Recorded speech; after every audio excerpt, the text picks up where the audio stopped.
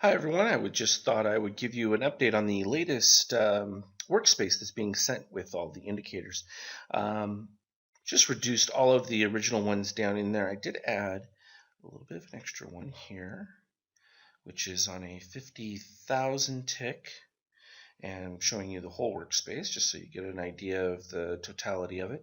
And this one represents the short strategy. The steel pivot is what you'll find it as.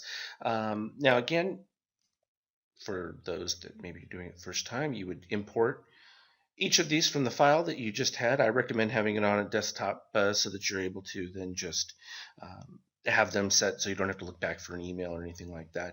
But this one has the short setup. Let's look at the performance report. Haven't done it on the other ones. Well, that's what it is just for currently. Performance graph looks pretty darn good overall. The crazy thing about it is under 50% win rate with almost 2 profit factor, simply because the amount that it looks for on the downside is nearly equal to what its stop is. And that ratio, you don't have to win many setups. And that's usually because when you get a short signal, markets tend to fall pretty darn quick. And on some of them, though this is going to be even tighter going forward, it's a good place to start. So look for me to continue to make adjustments. But now that you have it, won't take much to make any adjustments and then just send you the updated file that goes with it. Put it right back where it was. And then you will also be noticing this right here, which is another radar screen. And actually, let me just expand it a little bit because I think that would be a more effective way to show it to you. Grab it, and it's the easiest way to do that. Not completely done. I'm still having some conflicts with the language, but I wanted to get it to you because this way, when I send you an update, it will already be configured. And again, I always recommend with any of these charts that you just right-click, and well, I have to do it higher so that you can actually see it on your screen. You right-click any chart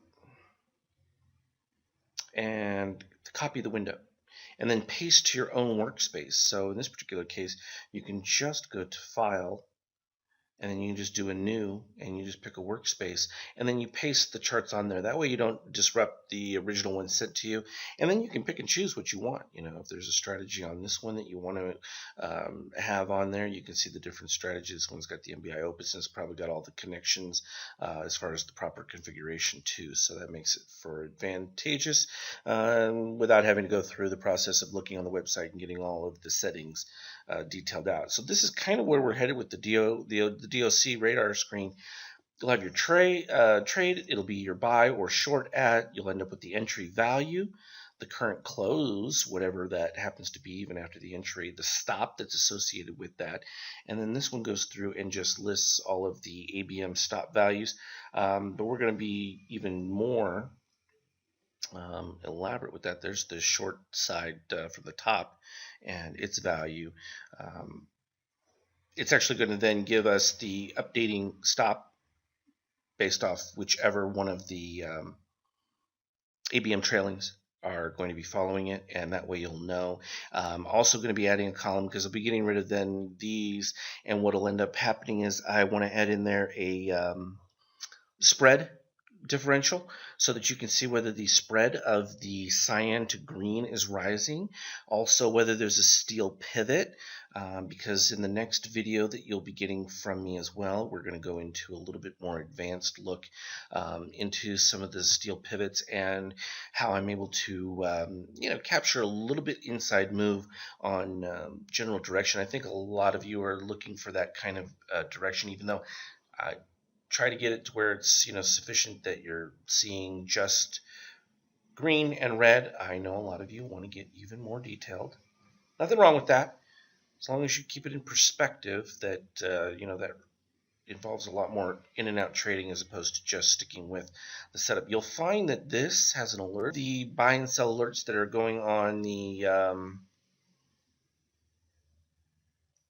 current Twitter feed right now, this one also has in it the buy sell range for the 15-minute alert. It's the same for whether it's the 15 or the 78-minute, though I'm constantly altering some of these conditions to reflect some of our more interesting short configurations that I'm developing. So that's something that's also available on that individual short one.